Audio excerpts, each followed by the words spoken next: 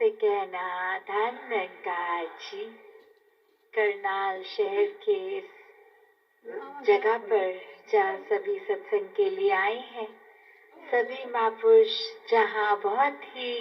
एक भक्ति भाव में, श्रद्धा भाव में, समर्पित भाव में जब जब समय लगता है वहाँ पहुंचकर भी सेवाओं में जहाँ योगदान देते हैं। और वहीं से ये शहर का नाम भी दासी ने इस तरह जोड़ के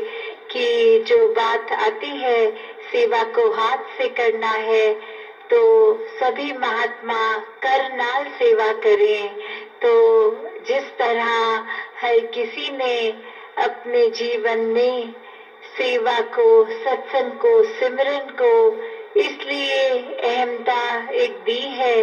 ये इतना इम्पोर्टेंट एस्पेक्ट बनाया है, क्योंकि ये सभी जो है, चाहे वो सेवा को लें, सुमिरन को लें, सत्संग को, ये एक निराकार से जोड़ने के लिए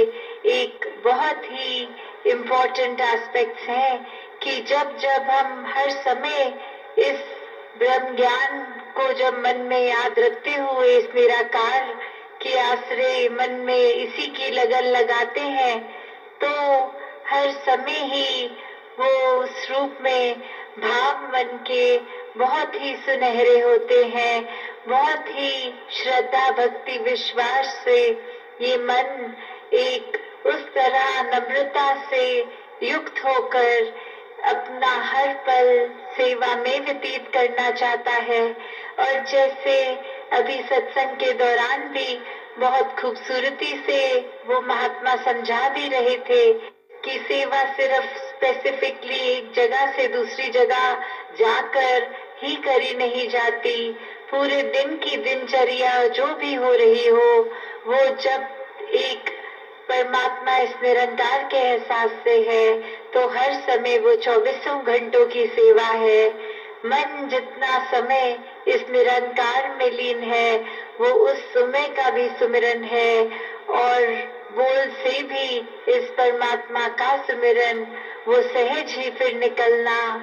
और सत्संग भी आकर हर एक में सिर्फ और सिर्फ वो भाव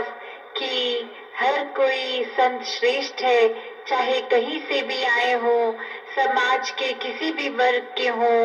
एक कल्चरली कहीं के हो, खाने पीने की आदतें जैसी भी हैं, पहनने की, और जो भी एक संसार में चाहे कारण अभिन्नताओं को जो नफरत के बना लेता है आज इंसान, वो कारण एक एक्सेप्टेंस की ओर ले जाते हुए कि सभी श्रेष्ठ है। और जो भाव सत्संग में बोले जा रहे हैं, उनको मन में बसाकर उन पर चलने का भाव कि जहाँ ये परमात्मा श्रेष्ठ है, पूर्ण है, इसकी बनाई पूरी कायनात, ये कुदरत इस कादर की, ये भी उतनी ही परफेक्ट है। तो फिर कैसे एक हम दूसरे इंसान के और अपने बीच नफरत आने दें, जब वो भी उसी मिट्टी का बना, हम भी उसी मिट्टी के बने। तो कोई हमें खास गुण श्रेष्ठ अगर हम सोचते हैं कि हम हैं, तो वो हमारी गलती के कैसे हर कोई जितना नम्रता, जितना एक हम्बल होता है, इस निराकार को हर समय प्रभु परमात्मा को याद करके जब अपने जीवन को चला रहा है, तो उस समय ही वो एहसास कि कितना कुछ पूरे संसार में है जिससे एक शिक्षा मिल सकती है, पूरे कण कण से शिक्षा मिल सकती है। और जब एक ऐसे महापुरुष संजन ये हमारे को सत्संग रूप में भी मिले हैं, तो हर एक से कितना कुछ सीखा जा सकता है अपने जीवन में। ये संतों के जो पैगाम है, जो आज का नहीं है संदेश, ये युगों युगों से यही संदेश कि सच तो एक सच हमेशा का सच होता है, सिर्फ और सिर्फ किसी पल या कुछ घंटों का मोहताज नहीं होता सच। तो जो सच अभी सच है, बाद में सच नहीं, वो हर समय का सच नहीं है। जैसे अगर इस समय यहाँ हम परांगण में आए हैं, खुले मैदान में बैठे हैं, ये अगर इस समय का सच है तो कुछ देर बाद तो हम अपने घरों के दरवाजों को लॉक करके घरों में होंगे, तो वो हमारा सच बदल चुका होगा। तो ऐसा कौन सा सच है जो हर समय कायम दायम रहने वाला सच है? वो हर समय एक ही रस, एक जैसा रहने वाला, जिसका आइडेंटिटी में कोई शुरुआत नहीं, कोई अंत नहीं, कोई बीच का हिस्सा नहीं, जो परिस्थितियों के साथ बदलता नहीं है, जो किसी और पैरामीटर से बढ़ता और घटता नहीं है, जिसको पानी डालने से भी गीला नहीं ये होता, आग लगाने से जलता नहीं है। तो कैसा हमने ये कोई भी धर्म ग्रंथ उठा के देखे, वहाँ इसी सच को एक ये डेफिनेशंस हैं जो अभी हम सुन भी रहे थे कि किस तरह हर धर्म ग्रंथ यही बात बताता है कि ये सच ही है, चाहे हम इसको परमात्मा बोले, भगवान बोले, जो भी नाम से एड्रेस करना चाहें, ये सदैव रहने वाला कायम दायम सच, ये निराकार, इसको देखा जा सकता है, इसके रंग में हर समय रंगा जा सकता है। और जब इसका पता चल जाता है तो अपना भी पता चल जाता है कि एक तन की काया कुछ वर्षों तक जो साथ है वो हमारी असली पहचान नहीं। असली पहचान तो इस आत्मा की, इस परमात्मा से जब ये रिश्ता पता चल जाता है कि इसी का अंश, इसी से उपज, इसी में जाना है इस आत्मा को, तो फिर वो बात कि ये सच हमेशा का सच है। इसने तो एक वो बात कि कोई भी एक स्थिति है भी तो भी ये बात बिल्कुल बदलेगी नहीं कि जो परमात्मा यहाँ इस खुले प्रांगण में निराकार है, वही जब हम घर जाएंगे, अपने घरों को लॉक करके रात को सोएंगे, तो उस घर में भी, क्योंकि ये तो पूरी सृष्टि के कण कण में है और इसी की ही तरह एक ये जो संत भी कि ये जो कैरेक्टरिस्टिक हम बोलते हैं कि ये चाहे निर्गुण है फिर भी सभी गुण है इसमें, और एक इंसान भी जहाँ इसी की रचना, तो कैसे दैवीय गुण भी इंसान में भी होने, वो बहुत ही स्वाभाविक बात है। क्योंकि जब इंसान का ही एक उपज इस परमात्मा से है, तो जो भी चीज जहाँ से उपजती है उसका कैरेक्टरिस्टिक वही होता है। अगर हम देखते हैं कि बारिश के अंदर भी पानी है, झील, तालाब, नदियाँ, झरने, समुद्र, ये सब भी पानी है। तो चाहे एक देखने में तो अलग है, थोड़ा बहुत, कोई अगर समुद्र है तो खारा होगा, बारिश का पानी है तो मीठा होगा, थोड़ा बहुत फेर बदल के अलावा जो बेसिक बात ये कॉम्पोजिशन H2O की कि ये किस तरह पानी तो पानी है, चाहे झरने के समय ये लंबाई में नजर आता है, तालाब में ठहरा हुआ अपनी जगह पे स्थिर दिखता है।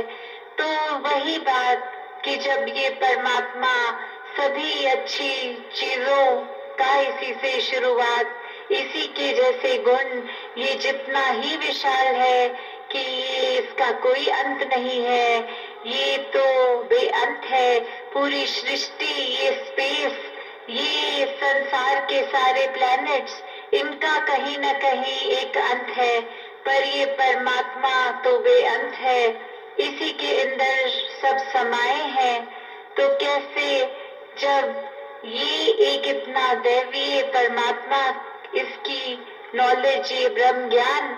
जब आ गई, तो खुद ब खुद हर एक संत किस तरह से अपनी एक पहचान बनाता है, फिर उसके और इस परमात्मा के बीच कोई फासला नहीं होता।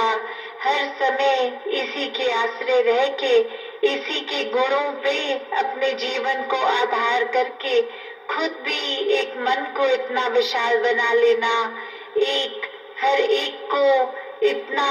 साफ देखना, जितना एक ये क्रिस्टल क्लियर, ये ट्रांसपेरेंसी का भी ये कैरेक्टर इस सच में, तो वैसे ही हर एक के दिल में ये कपट, ये चालाकियां ये नहीं हो, सभी के मन साफ होने। जैसे उदाहरण में तो हम अक्सर ये भी देखते हैं कि एक हर एक को पता है कि बगुला भी और हंस भी लगभग देखने में एक झलक में सफेद, वो बर्ड्स, वो पंछी, और किस तरह एक उनका फिर भी इतना फर्क। अक्सर बगुला के लिए वो मुहावरा कि बगुला भक्त भी बोलते हैं कि किस तरह एक टांग पे तो खड़ा होके ये दिखावा कि मैं बहुत स्थिर हूँ, मेरा मन बहुत ही साफ है, और कैसे वो आंख चाहे बंद भी उसकी हो उस समय, फिर भी ध्यान कि कब एक मछली मेरे आसपास आए और उसी समय अपनी चोंच से उसको पकड़ के खाया जाए। तो वो भक्ति उसकी निस्वार्थ भक्ति नहीं थी, वो एक पीछे का छुपा हुआ एक मकसद, ये हिडन एजेंडा कि चाहे देखने में एक बहुत ही भक्त प्रवृत्ति दिख रही है, पर मकसद वो मछली का शिकार है। तो कैसे संत तो हमेशा एक चतुर चालाकियों से बहुत ही अलग रहते हैं, बहुत ही दूर रहते हैं। एक संत का तो मन बहुत ही पवित्र साफ होता है। ये पूरे संसार की भलाई का एक जो मकसद लिए मन में संतों के, तो पूरे संसार का दर्द होता है। तो कैसे ये दर्द भी कि जब संतों को पता है हमारे जीवन में ये सच्चाई, ये निराकार इस परमात्मा की पहचान आने से हमारा जीवन संवर गया है, तो वही संदेश जन जन तक पहुँचे, पूरे संसार तक पहुँचे, और उसी एक जज्बे को, ये रोशनी को घर घर पहुँचाने के लिए संत हमेशा एक वो संदेश को आगे से आगे फैलाते हैं अपने बोलों से, अपने कर्मों से, कि हर कोई भी इस सच्चाई का हिस्सेदार बने। जो आनंद हम चाहे इतिहास खोल लें या आज के समय में देखें, जो भक्तों को, चाहे वो मीराबाई रहे हो, कबीर दास जी रहे हो, तुकाराम जी रहे हो, जिस तरह से ये हर किसी ने इस सच्चाई को प्राप्त करके ही इसकी रोशनी देखी, वह जीवन को किस तरह हर एक के बदल गया। वही बदलाव पूरे संसार में भक्त बहुत ही इच्छुक रहते हैं कि जो एक आनंद की अवस्था हमें मिली वो ही सबको मिले। और जैसे अभी जिक्र भी सुन रहे थे कि ये ब्रह्म ज्ञान लेने से ये जीवन तो हमारा सुखमय हो जाता है, और सुखमय ये किस तरह कि क्या इसका मतलब एक जब कोई हादसा इस तरह का जीवन में नहीं होगा क्या जो दुख पहुंचाने वाला हो,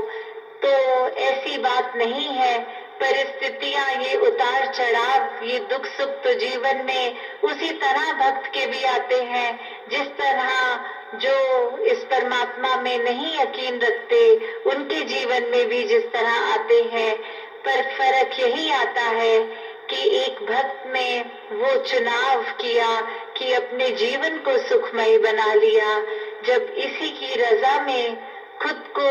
रंग लिया कि परमात्मा जो कर रहा है उसी में कोई शिकायत नहीं है। ये ही सबसे उत्तम हो सकता है एक भक्त के लिए, जब उस बात पे विश्वास करके पूरे दिल से एक अपने आप को अपने जीवन में आगे चलाने लगते हैं, तभी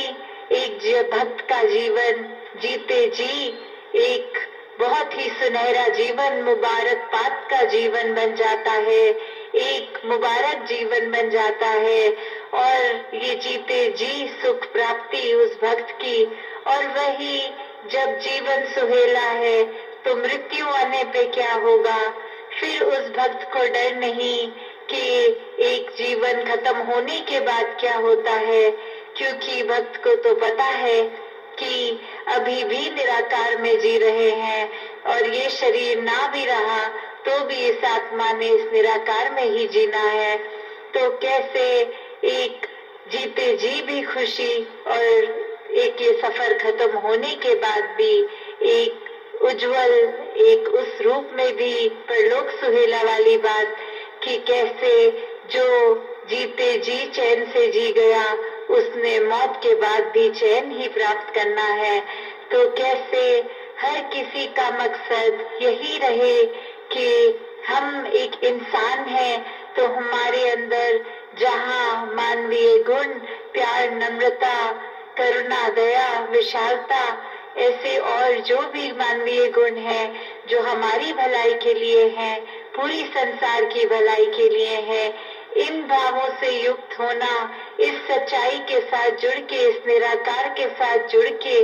जहाँ बहुत ही स्वाभाविक हो जाते हैं, वही ये संदेश सच का हर एक के हिस्से आए, उनका भी जीवन एक सुख चैन भरा हो जाए, वही प्रयत्न हर किसी ने करते जाना है। तो दातार सभी पे कृपा करे, जहाँ तन मन धन हर प्रकार के एक ये सेवा भाव रखकर पूरे संसार की भलाई के लिए भक्त आप सब सेवाओं में भी जहाँ युक्त रहें, वहाँ मन में हर समय इस निराकार को याद करते हुए अपने जीवन को आगे से आगे चलाते जाए, सुमिरन और सत्संग को प्राथमिकता देके,